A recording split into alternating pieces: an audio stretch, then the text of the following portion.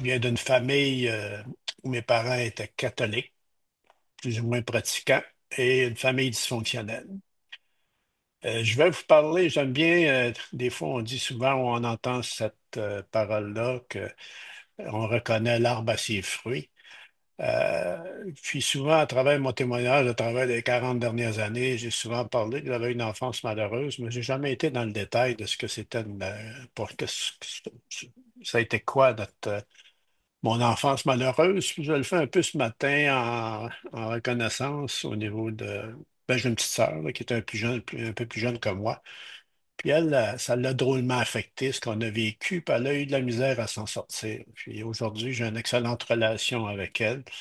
Et c'est une femme pas mal extraordinaire aujourd'hui. Fait que quand je parle tu sais, d'une enfance malheureuse, ça a commencé comme ceci. Mes parents se sont mariés. Ma mère était enceinte. Elle avait 18 ans, puis mon père avait 30 ans. Fait qu'il y avait une bonne différence d'âge. Et quand tu parles de. Souvent, quand tu parles chez nous, à la maison, là, home sweet home, qui veut dire que la douceur du foyer, euh, il n'y avait pas ça chez nous. Ça avait de l'air plus de. Ça avait pas de l'air d'un foyer, ça avait de l'air d'un hôtel. Et parce qu'il y avait beaucoup de monde chez nous. Il y avait un va-et-vient continuel, puis ma mère souffrait d'un problème d'hospitalité débridée, que je dirais. Et puis, on avait des chambreurs chez nous. On a eu jusqu'à 6. Fait qu'il y avait beaucoup de bière aussi, comme dans un hôtel. Il y avait beaucoup de boissons en quantité. Il y avait de la discorde, il y avait de la bataille aussi, la bataille de gens en boisson. Et puis, il y avait une forme de promiscuité qui était ambiante. Et puis, même dans mon jeune âge, il y avait un chambreur qui couchait à côté de moi dans ma chambre. On avait deux lits. Et puis, j'ai trouvé, en très bas âge, j'ai trouvé de la pornographie dans le garde-robe. Fait que c'est sûr que c'est des choses qui m'ont affecté par la suite assez longtemps. Et puis, c'était un monsieur qui aimait la boisson. Souvent, dans ma chambre, ça sentait la robine. La robine, c'est quoi la robine? Ça sent un peu comme les marais sur le bord de la mer. Ça fait que c'était pas trop agréable.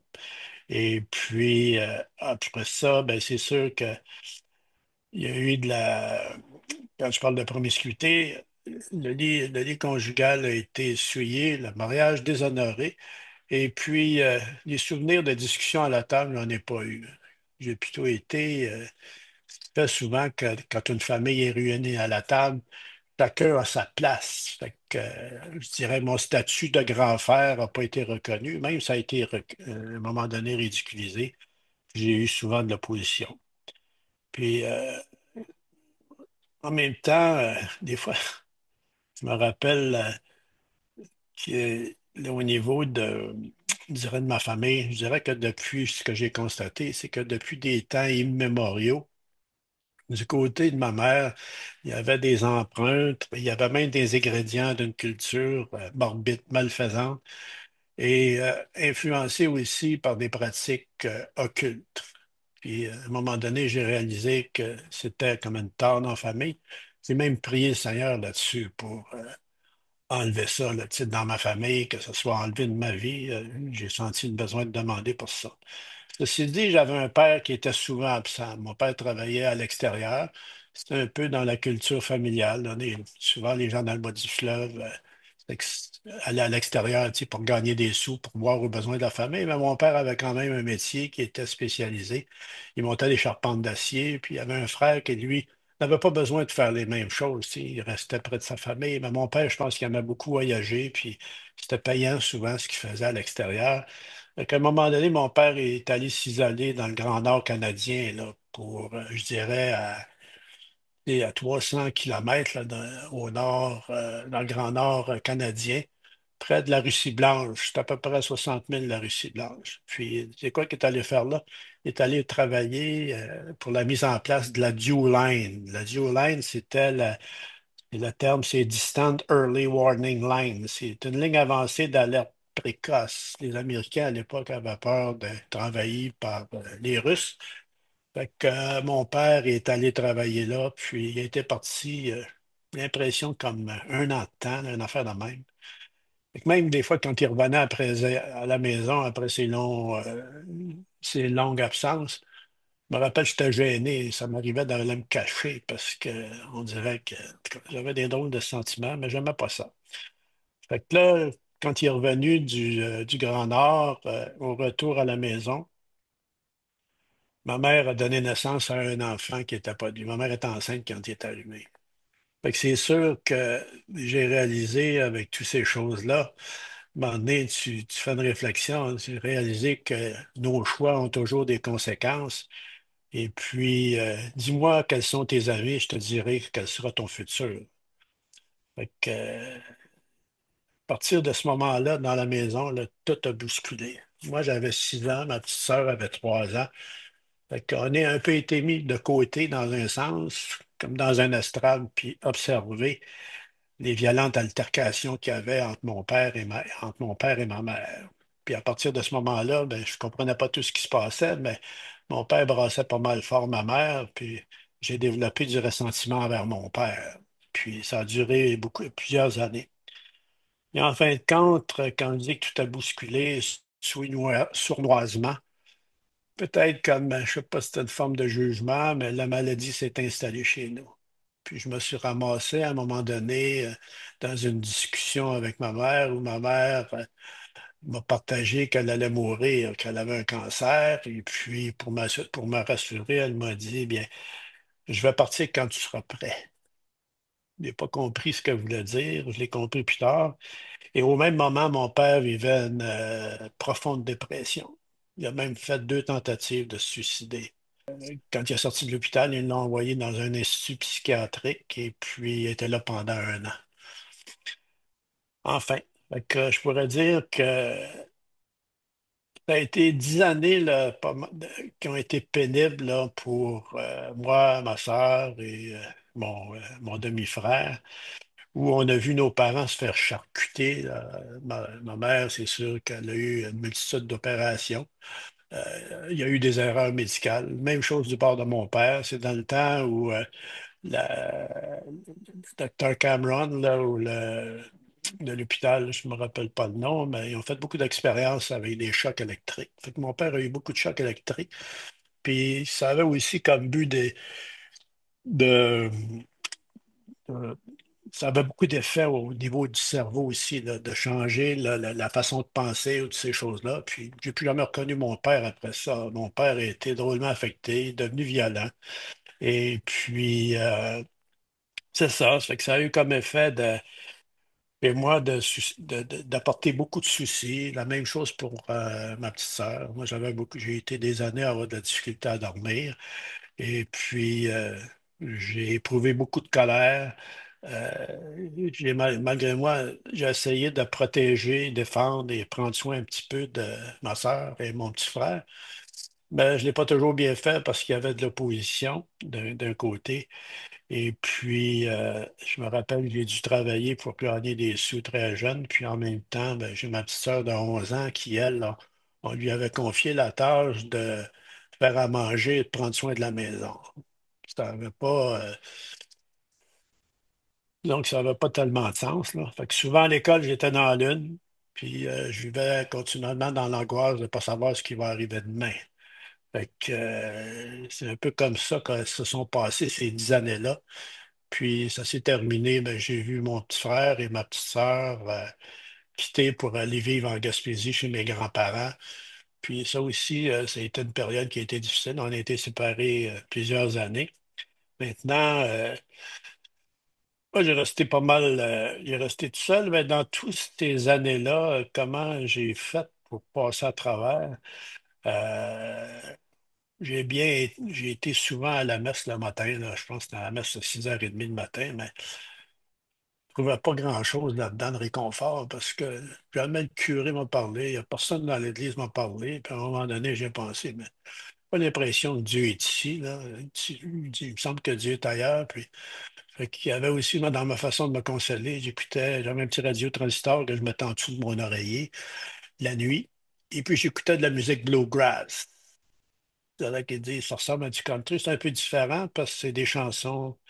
C'est une musique joyeuse où on parle continuellement de la famille, On parle de papa, on parle de maman, on parle des enfants, on parle des grands-parents, mais on parle de beaucoup de Jésus, puis on parle beaucoup de Dieu. Fait que pour moi, c'était une musique qui était joyeuse, puis ça faisait du bien, comme on dirait à mon âge. Puis l'autre chose que j'aimais faire, c'était d'aller en forêt ou ou d'aller sur le bord d'un plan d'eau. Et souvent, les enfants ont une propension à être beaucoup plus sensibles aux choses de la nature, souvent que les adultes. Puis c'est ce qui, moi, ça me touchait beaucoup. Puis, en fin de compte, c'est un peu une consolation quand on est dégoûté des âmes. En fin de compte, ça explique un peu mon enfance. Puis, quand je suis arrivé dans l'adolescence, ben, j'ai jamais vu ça passer, là, parce que j'étais occupé à d'autres choses. Mais à partir de l'âge de 15 ans, je me suis mis à réfléchir sur la situation familiale. Puis j'ai jugé, sans condamner mes parents, là, mais j'ai jugé que leur mariage, c'était un peu un fiasco. Et puis, je me suis dit, je suis pas obligé de répéter les autres ce qu'ils ont fait. J'ai dit, moi, je vais changer les choses. Fait que j'ai mis la chaîne, ça, dans cette culture-là, j'appelle l'art là, quand il y a des début, donc, il dit on reconnaît les fruits à ses arbres. J'ai coupé l'arbre avec ses mauvais fruits. Puis j'ai décidé que j'avais autre chose. Fait que j'ai pensé à ce moment-là, j'ai dit, pour pouvoir faire ça, ça va me prendre une bonne épouse. Fait que je sais pas si c'est de la sagesse, mais en fin de compte, je pense que c'est le Seigneur qui m'a guidé, malgré que tu sais, Dieu, je trouvais qu'il était un petit peu loin à l'époque, mais je suis allé voir ma mère. Et puis, pas tellement longtemps avant qu'elle décède, j'avais demandé à ma mère, j'ai dit, Maman, j'ai dit, j'ai une chose à te demander. J'ai dit, comment qu'on fait pour trouver une bonne épouse? Et j'ai vu dans sa réponse qu'il y avait une forme de contrition, il y avait une forme de compassion, parce qu'elle doit avoir dit, c'est quoi que je vais répondre? Je regarde, elle a dû regarder aussi là, à leur mariage, puis enfin, la vie aussi qu'elle nous a fait vivre. Et puis elle m'a dit ceci, elle m'a dit, c'est important, une bonne épouse, là, comment tu vas trouver ça? J'ai dit, c'est sûr que c'est important pour toi, tu sais, qu'elle soit jolie, qu'elle te plaise. C'est important que l'intelligence connectée avec le cœur, l'intelligence du cœur. Et puis, c'est important qu'elle se donne à 100%, puis toi aussi, tu dois faire la même chose. Puis la clé là-dedans, elle dit, demande à Dieu, Dieu, il y en a une pour toi. Il t'en a réservé une. Puis il dit un jour, il dit, tu vas la reconnaître.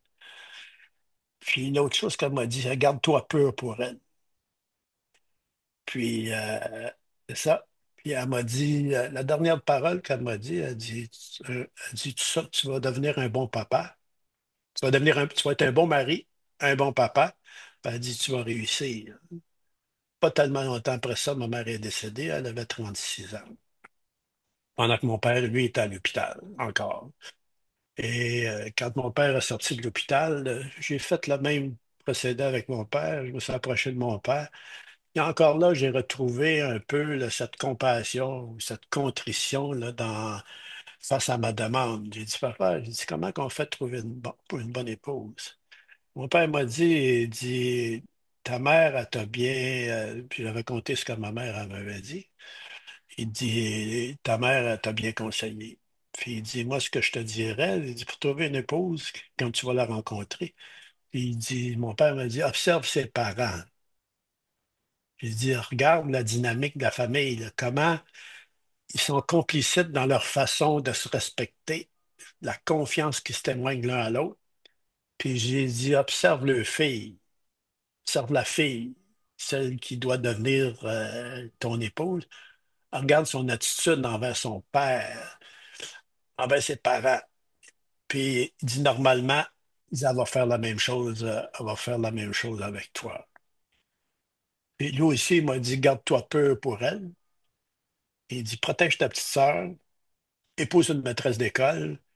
Et puis, probablement qu'il savait on avait à m'expliquer les choses plusieurs fois. Fait qu'avec une maîtresse d'école, ils sont habitués, il faut qu'ils répètent souvent. Ces deux conseils-là de mes parents, je dirais, ont beaucoup influencé ma démarche par la suite. Il y a bien aussi ma grand-mère qui m'a donné un conseil qui était important. Elle me disait, quand les enfants sont petits, ils te pilent ses pieds, mais quand ils sont grands, ils te pilent sur le cœur. Fait que quand arrive ce moment-là, ça prend un père qui a une main de fer dans un gant de velours. Puis elle dit, moi, elle m'a dit, j'ai pas fait ce qu'il se fallait pour comment je veux dire, encourager ou soutenir le leadership de ton grand-père. Et puis, ma grand-mère m'a confessé ses péchés parce que pendant 6 mois de temps, j'ai été à voir à l'hôpital 2 fois par semaine. C'était le plus vieux des petits-enfants. J'étais un petit peu son préféré. Fait que j'avais comme gagné le droit de parole avec elle. Fait qu'à un moment donné, ma grand-mère elle m'a confessé ses péchés. Comme c'est dit dans la Bible, confessez vos péchés les uns aux autres. Ma grand-mère s'est confessée, puis la dernière parole qu'elle m'a dit, elle dit Jésus, elle a confessé ses péchés, elle a dit Jésus est dans mon cœur maintenant. Puis immédiatement après, je dirais, je sais pas, 1 heure après, elle est tombée dans le coma, puis elle a fini par décéder. Puis, j'ai aussi mon grand-père maternel qui a eu beaucoup d'influence sur moi, malgré qu'il est mort 6 mois avant que je vienne au monde. Mais c'est surtout l'influence que j'ai retrouvée dans la famille de mon père aîné qui m'a apporté, qui m'a fait beaucoup de bien. Et je parle, c'est ça, dans la famille de mon grand-père. J'ai un de mes oncles, l'aîné de la famille, qui était mon oncle Albert. Cette famille-là m'ont un peu accueilli, pas un peu, mais ils m'ont accueilli vraiment, là, tu sais, comme si j'étais un frère. Et eux m'ont beaucoup partagé ce qu'était mon grand-père paternel. Puis, je me suis intéressé à ça, puis j'ai trouvé des traces. Mon grand-père a laissé des traces que j'ai pu mettre mes pieds dedans. Et puis, qui a ranimé en moi la, la fierté de porter le nom que j'ai, le nom de Primard. C'est pas juste une étiquette que j'ai, c'est vraiment dans mon ADN. Fait que tout ça pour dire que souvent dans la vie, les gens ne réalisent pas qu'il y a un sous-produit à l'épreuve. Et ce sous-produit-là, c'est la joie. Et que les épreuves bien souvent, les épreuves exposent ce qu'il y a dans notre cœur. Fait que dans mon cœur, il y avait malgré tout ça, il y avait de la joie, il y avait de l'espoir aussi. Puis j'ai jamais considéré que dans tout ce qui est arrivé, que j'étais une victime. Puis c'est la même chose aussi pour ma petite sœur. Fait que dans moi, il y avait ce désir de me marier, de fonder une famille, le désir d'être un papa, le désir d'être un grand-père. Puis même ma femme me dit, tu pensais comme ça quand tu avais 15 ans? Oui, c'était très intense que j'avais envie tu sais, de fonder un foyer.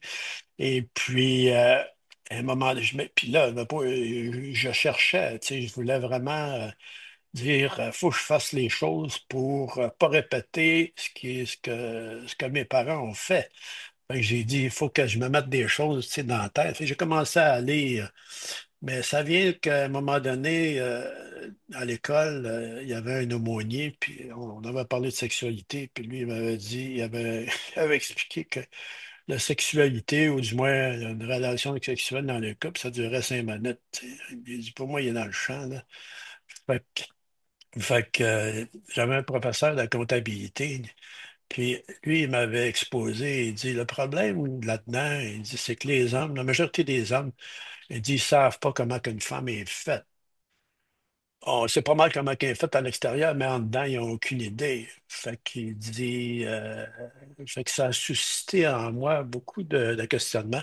Puis là, ben, je me suis acheté des livres, puis j'ai commencé à lire comment est-ce qu'une femme était faite. Je devais avoir à peu près 16 ans. Et puis après ça, ben, j'ai fait à un moment donné ce que ma mère a dit. Je me suis mis à prier. J'ai prié, puis j'ai prié.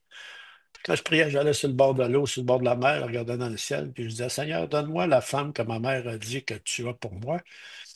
Et puis, dans mes réflexions, j'ai dit, même si elle a un handicap, c'est pas important. J'ai dit, l'important pour moi, c'est que l'amour vienne sur la pointe des pieds. Et je voulais pas comme mes parents, ma mère s'est mariée, je pense, sur un coup de foudre, puis la durée moyenne d'un coup de foudre, c'est 2 ans et demi. Fait que j'ai dit, moi, non, je vais me marier pour la vie. Fait que, en fin de compte, pas tellement longtemps après que j'ai prié pendant, je dirais, quelques mois, là, peut-être 2 mois, j'ai rencontré Claudette. de rencontrer mon épouse. Puis, dès la première rencontre, on était dans une boîte à chansons. Et puis, je lui ai offert d'aller la reconduire parce que ma mère avait dit, tu vas reconnaître, là, regarde à l'intelligence du cœur. Puis en parlant avec, j'ai commencé à trouver des choses, des éléments que ma mère elle m'avait dit. Et puis j'ai offert de la reconduire. Elle m'a dit, j'ai mon auto. Elle m'a dit, c'est correct. J'ai dit, tu viendras me reconduire d'abord.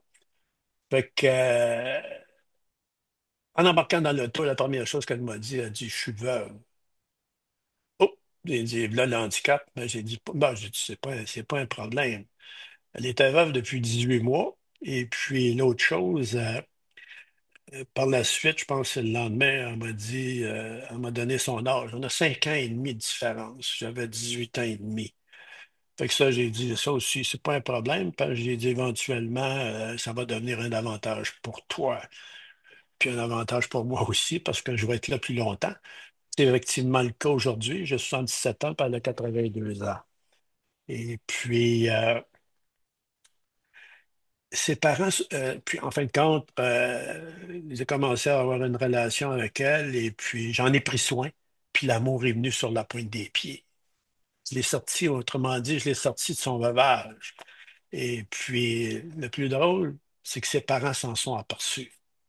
Le coup de foot, je l'ai eu avec ma belle-mère. La première fois qu'elle m'a vu, elle trouvait que j'étais un bon, j'étais un bon petit garçon. Puis à un moment donné, c'est ça, ses parents s'en sont rendus compte de ce qui était arrivé. Puis sa mère était venue me voir par me dire je suis tellement heureuse que tu sois dans la vie, t'as ramené notre fille à la vie. Et puis, peu de temps après, elle a dû parler, je veux dire, à Gérard, son mari. Puis, mon beau-père est venu me voir pour me dire, il m'a posé la question, quand est-ce que vous vous mariez? J'ai pas eu besoin d'aller voir mon beau-père pour lui demander de la main, c'est lui qui est venu me l'offrir. Ben, je lui ai dit, je vais me marier le 15 mars voyons, c'est ça. Je vais me marier le 15 mars 69. Parce que le 12 mars, j'avais 20 ans.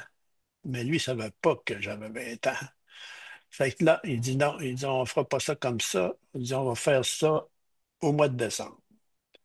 Ouais, mais j'ai dit, moi, j'ai pas tellement de sous, mais il dit, c'est tout moi. Là, c'est moi qui va s'occuper de ce que ça va coûter.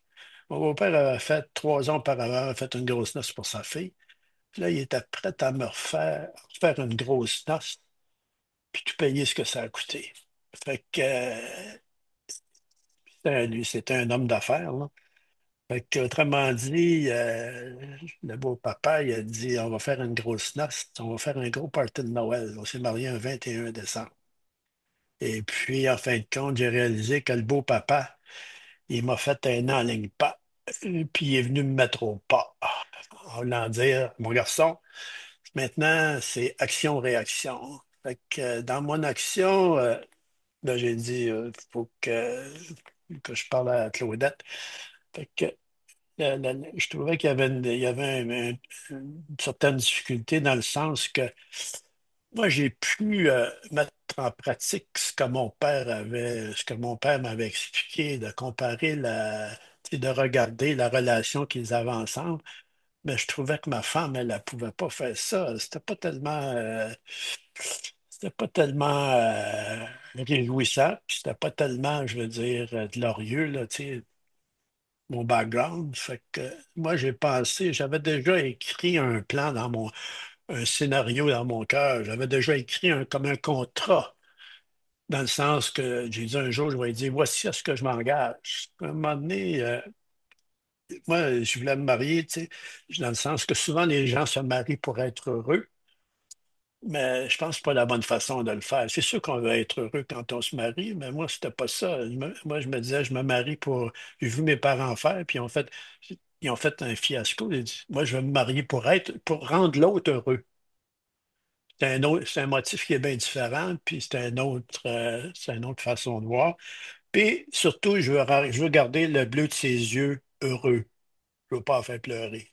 J'ai vu souvent ma mère pleurer, mais je l'ai fait pleurer à un moment donné. Puis c'est là que je suis arrivé avec mon plan. J'ai dit, viens ici. J'ai dit, viens ici. Là, j'ai dit, pleure pas, là, je vais t'expliquer comment ça va fonctionner si on se marie. Voici comment ça va marcher. J'ai eu le front de faire ça à une maîtresse d'école, une maîtresse spécialisée dans les enfants, dans les maisons adaptés sociaux, une cartésienne, une analytique, euh, une femme flag, tout ça, là. J'ai dit, à un moment donné, j'ai pensé, moi je suis un vendeur, fait que j'ai dit, il faut que je crée un choc émotif pour la faire passer à l'action, là, puis la convaincre que le bonhomme à marier. Fait que j'ai dit, voici mon plan. J'ai dit, première des choses, j'ai dit, je te promets qu'il n'y aura pas d'autre homme comme moi qui va t'aimer toute ta vie.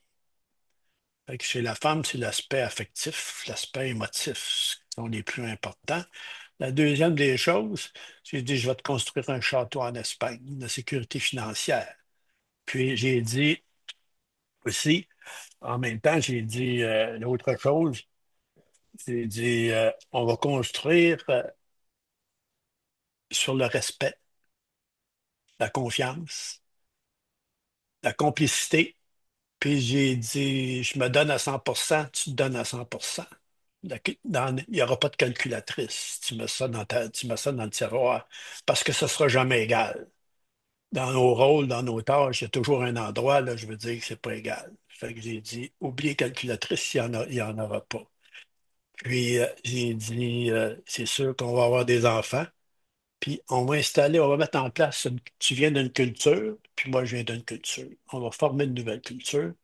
Quand on va commencer notre mariage, là, on va mettre une clôture tu sais, là, pour vraiment mettre en place notre culture, puis à un moment donné, on va pouvoir s'ouvrir vers les autres. Mais les 2, 3, 4 premières années, je vais protéger ce qu'on est en train de construire, puis après ça, on va suffisamment avoir de force pour faire face, là, je veux dire, à l'extérieur, que je puisse continuer à influencer et à jouer mon rôle comme il faut sans que personne vienne intervenir. Enfin, tout ça pour dire, puis dans l'autre élément, j'ai dit un jour, je vais être en affaires. J'ai dit, je vais aller à la chasse tant de jours par année, je vais aller à la pêche tant de jours par année. Parce que j'ai dit, les petits gars ont besoin souvent de s'aérer le pompon. Fait que c'est important pour moi. Puis j'ai dit, je te demande deux choses. Je ne veux pas te voir avec des bigoudis, puis je ne veux pas te voir avec des bas roulés ses chevilles. Les plus vieux comprennent ce que je veux dire. Les plus vieux comprennent ce que je veux dire parce que dans le temps, j'avais des tantes qui se roulaient, il n'y avait pas il y avait pas de bas culottes, puis ils se roulaient les bas jusqu'aux chevilles. Puis moi, mais ça me venait turn off quand je voyais ça. J'ai dit jamais ma femme va faire des affaires la même. Parce que selon moi, la beauté, c'est éphémère, mais une femme peut toujours être coquette. Puis ma femme, elle a 82 ans. Puis elle est toujours surprise, je la trouve belle, mais c'est parce que tu es coquette. Fait que, c'est ça. Quand j'ai fini de lire ça, elle a compris que j'embarque-tu dans le plan ou ben non, c'est quoi je fais? Elle dit oui. Elle dit j'embarque dans ton plan. Fait que là, je l'ai pris par la main, puis je ne l'ai jamais lâché. Mais là, j'ai traversé la rue, puis je suis allé voir le curé. Puis là, j'ai dit au curé, on veut se marier. Et le curé, il dit, le curé, c'est ça, j'ai dit, ouais. J'ai dit, le curé, il dit non, il dit, je te maries pas. Bon, il dit, mauvaise réponse. J'ai dit, il y a une question. J'ai dit, pourquoi? Il dit, parce que tu es trop jeune. Je dis, OK. Puis j'ai une autre question. J'ai dit, et vous, avez-vous déjà été marié? Il dit, non. Ben, il dit, je pense que vous ne connaissez rien là-dedans. Fait que je suis parti, puis je suis allé à 5 kilomètres plus loin, dans une autre paroisse. Puis là, j'ai rencontré un autre curé qui était beaucoup plus jeune. Lui, il m'a posé 12 questions. En tout cas, je ne sais pas si c'est 12 ou plus, mais là, lui a réalisé que comparativement à l'autre curé, je chantais pas disons que, en fait, quand je chantais pas le pipi, là, puis j'ai trouvé que j'aurais passé rapidement de l'enfance à l'âge adulte. Fait que, on s'est marié un 21 décembre, puis là, tout le monde a su que j'étais mineur. Enfin, tout ça pour dire que c'est comme ça qu'on a débuté notre mariage. Mais 2 ans après, je dirais, peut-être, c'est ça, j'avais 22, 23 ans. euh, Claudette était enceinte de notre deuxième enfant. À un moment donné, j'avais fait une deuxième prière. J'ai prié pour avoir une bonne épouse. La deuxième prière, j'avais demandé à Dieu. J'ai dit, Seigneur, j'ai dit, moi, un jour, j'aimerais ça servir. J'aimerais ça être utile à une cause. J'aimerais ça avoir une œuvre spéciale, là, tu sais, dans la vie. Je veux me rendre utile à quelque chose, mais en fin de compte, sans dire que j'ai oublié ça, mais tu sais, j'ai continué mon chemin, puis je suis arrivé à l'âge de 27 ans. Puis là, à l'âge de 27 ans, j'étais un homme assez prospère. J'avais complété pas mal tout mon plan, là. J'avais réussi dans tout ce que j'avais entrepris de faire. Et puis, dans mon bureau, il y avait un chrétien qui s'appelait Claude. Puis, Claude c'était quelqu'un qui témoignait beaucoup, mais aussi en même temps, on le ridiculisait. Puis, il était un peu persécuté. Puis, à un moment donné, je suis devenu sensible à ses propos. Je trouvais que souvent, ce qu'il disait, ça avait beaucoup de sens. Et son influence a commencé vraiment à prendre une emprise sur moi. Et ça a suscité beaucoup de réflexions. La réflexion sur le sens de la vie, sur la mort. Si je m'en vais où, moi, là, si demain matin je décède? Puis c'est sûr que de la mort, il y en a eu dans ma famille. Il y a eu beaucoup de maladies aussi. Il arrive quoi? Je tombe malade. Ben, une chose qui aussi m'affectait, je me disais, j'étais prospère, mais je considérais que pour la société, j'étais quelqu'un parce que je réussis bien, puis je faisais de l'argent. Puis pour moi, je trouvais que ça n'avait pas de sens. J'ai dit, ça n'a aucun rapport avec qui je suis. Fait que, puis mon père, lui, il disait que j'ai été élevé comme ça. Je l'entends souvent, je l'entends entendu souvent dire ça. Il dit quelqu'un qui n'a pas d'argent, c'est comme quelqu'un c'est comme un corps sans âme. C'est drôle, moi j'ai commencé à réfléchir, puis j'ai trouvé que c'était le contraire. Tu peux être plein de fric, mais c'est comme un corps sans âme. Mais qui m'a vraiment amené des questions. Il y avait, tu sais, j'étais dans le milieu financier, puis alentour de moi, il y avait beaucoup de divorces. J'ai commencé à poser la question, puis là, je voyais des familles détruites, je voyais des enfants séparés, je voyais toutes sortes comme ça. Puis ça me bouleversait, probablement à cause de ce que j'ai vécu, mais en réalité, là, j'ai, euh, j'ai commencé à réfléchir au numéro un de notre plan. J'ai promis à ma femme, je serais le seul à l'aimer toute sa vie. Là, j'ai dit, s'il n'y a rien de garanti que je vais faire ça. Fait que c'est là que j'ai commencé à me poser des questions. Ben, un matin, je me suis levé, puis j'ai pris une page blanche, je l'ai coupée en deux, j'ai mis le nom de ma femme, j'ai marqué les pots et les comptes. Puis là, ben, dans les pots, j'ai dit, OK, j'ai vraiment fait ce que ma mère m'a dit. J'ai j'ai vraiment fait ce que mon père m'a dit. J'ai prié Dieu, j'ai demandé à Dieu, puis je suis convaincu que c'est lui qui m'a donné cette femme-là. Puis la Bible a dit, une bonne épouse, c'est un cadeau de l'Éternel. Puis après ça, j'ai dit, c'est un allié indéfectible. Elle m'a jamais pris de front devant personne. Elle m'a toujours encouragé tu sais, à travailler sur mes forces. Puis on dit souvent que le mariage sert aussi à soigner les blessures de l'enfance. Fait que elle s'est toujours appliquée à le faire. Et puis, au début de notre mariage, bien souvent, elle devait m'expliquer des choses 4, 5, 6, 7 fois. Aujourd'hui, elle m'explique des choses, mais habituellement, c'est deux fois. Puis, je tiens à ce que ça reste comme ça. Euh, Qu'elle le fasse au moins deux fois. Enfin, c'est ça pour dire que quand je suis arrivé de l'autre côté de la feuille pour pour mettre les comptes, c'est sûr que c'est pas une femme qui est parfaite.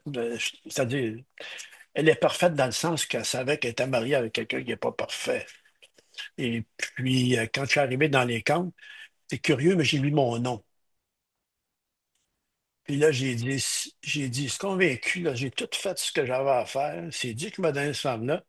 Là, j'ai dit, si jamais un jour je divorçais cette femme-là, ça serait exactement faire ce que la maladie puis le péché a fait dans ma famille. Puis le péché, les gens vont rire de ça. Tu sais, souvent, je vois ça, les gens le péché. Voyons, c'est pas en mode. Mais quand je leur explique l'étymologie du mot, là, c'est de manquer le but. Fait que, j'ai dit, Seigneur, c'est toi qui as tout fait ça. J'ai dit, c'est toi qui as créé le mariage, ce qui était selon moi là, quelque chose qui vient du paradis. Ben, j'ai dit, moi, je t'avoue que le numéro un, là, que j'ai promis à ma femme, non pas que j'ai la capacité de me rendre jusqu'au bout et de le faire. Là. C'est comme j'ai promis de la tenir par la main jusqu'à temps qu'un de deux parte. Fait que c'est là que je me suis mis c'est là que je me suis mis à chercher Dieu.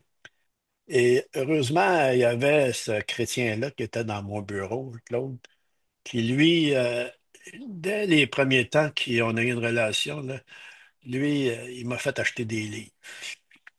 Il m'a donné une petite Bible aussi parce qu'on avait de la persécution dans le bureau. J'ai commencé à apprendre des versets. Je n'étais pas chrétien, mais j'ai commencé à apprendre des versets, tu sais, comme heureux celui qui cherche l'Éternel de tout son cœur. Oui, j'ai échappé mon.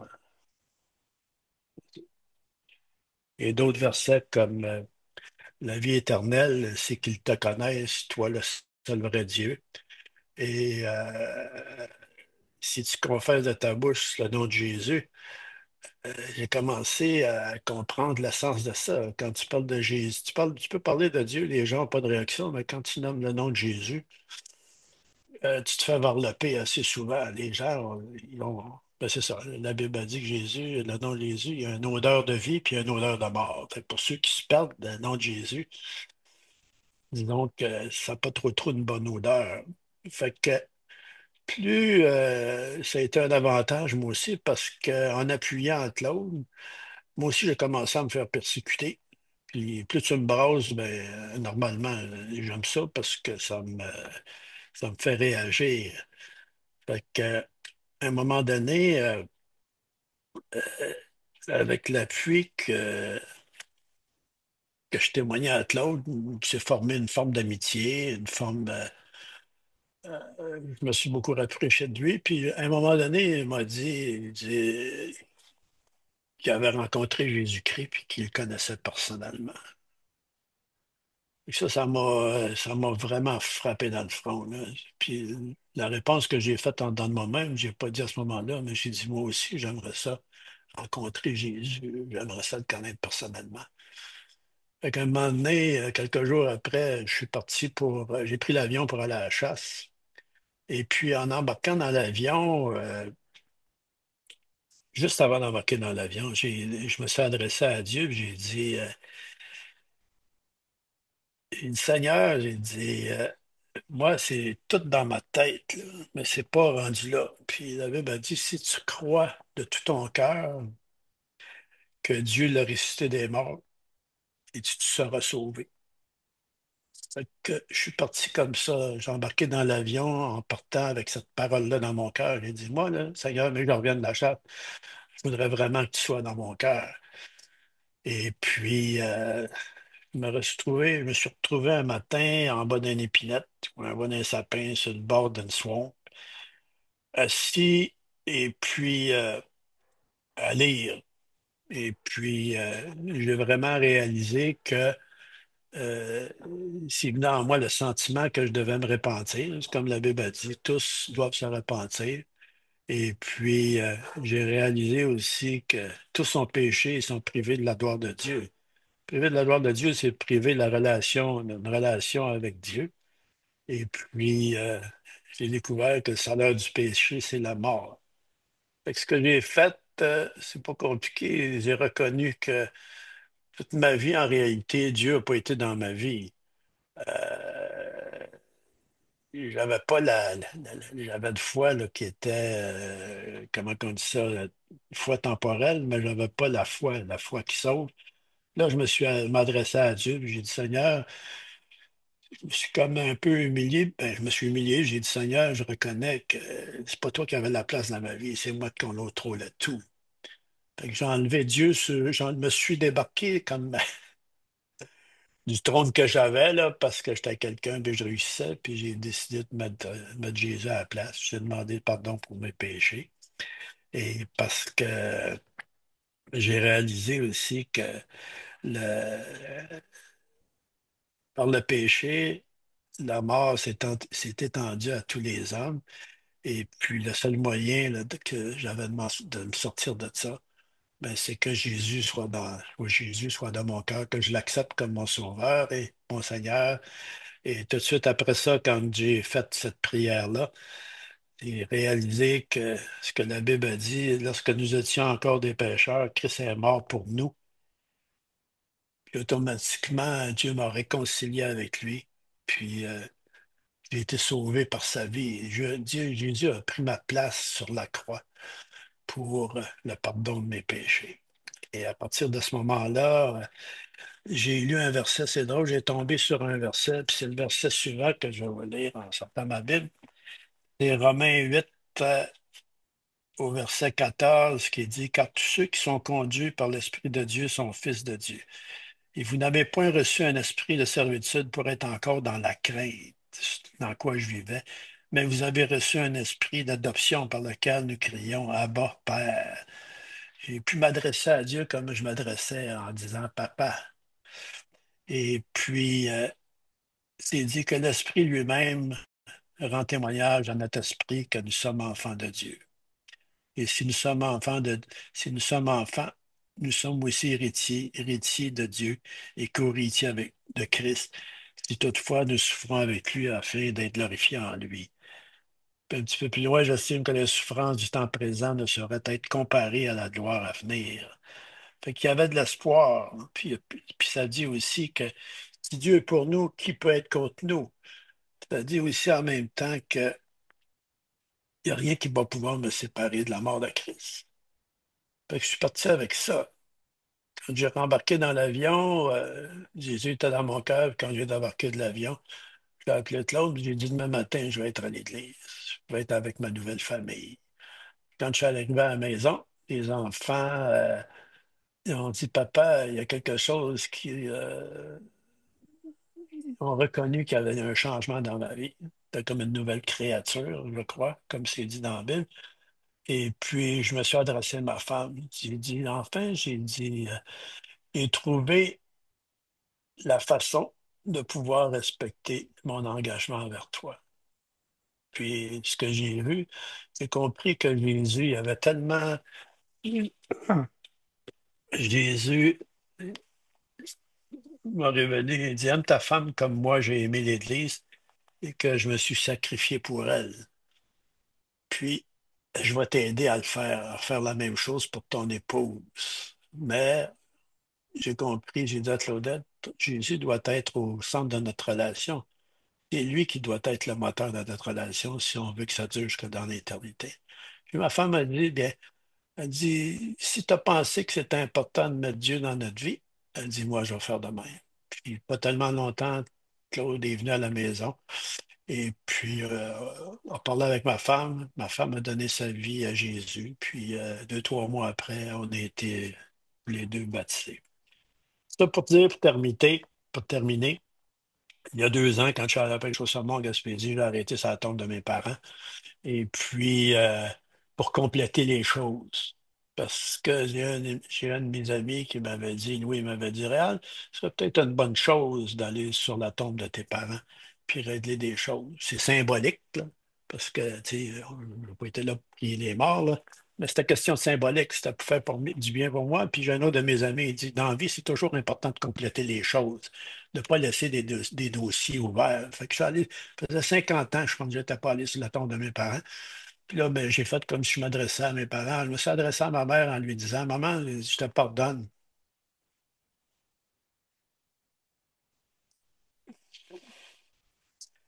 Enfin, je te pardonne pour le mal que tu as fait à mon père, le mal que tu nous as fait aussi. Mais j'ai dit, je veux vraiment t'honorer pour le fait que tu m'as donné la vie et pour le fait que tu m'as donné un conseil qui m'a conduit à Christ. Et puis, je me suis retourné aussi sur la tombe de mon père. Puis j'ai dit à mon père, j'ai dit, je te pardonne aussi de ne pas avoir été, je dirais pas, mon père n'était pas méchant, mais je te dirais pas, c'était pas un bon père, puis il n'a pas exercé son rôle de leadership. Ma mère ne l'a pas aidé là-dedans, là, parce que ma mère est un peu, on appelle ça une Germaine Faucon. Là. Germaine Faucon, c'est Agère, amène, puis il faut qu'on fasse comme elle dit. Fait que mon père, à un moment donné, je pense qu'il a abandonné son rôle de leadership. Fait que j'ai dit, on a subi les conséquences de ça. Fait. Mais j'ai dit en même temps, je te remercie pour le- le- le- le- les conseils que tu m'as donnés pour trouver une bonne épouse. J'ai dit, je l'ai trouvé, puis je vais toujours t'en rendre gloire, puis merci de m'avoir donné la vie. Et la deuxième chose que je dirais concernant mon épouse, souvent les gens nous disent quand j'arrive à des endroits, j'ai un réseau que je fais régulièrement parce que j'ai promis à ma femme, là, quand je l'ai mariée, qu'à tous les jours, je l'emmènerais prendre un café, puis que j'y ferais faire un tour d'auto.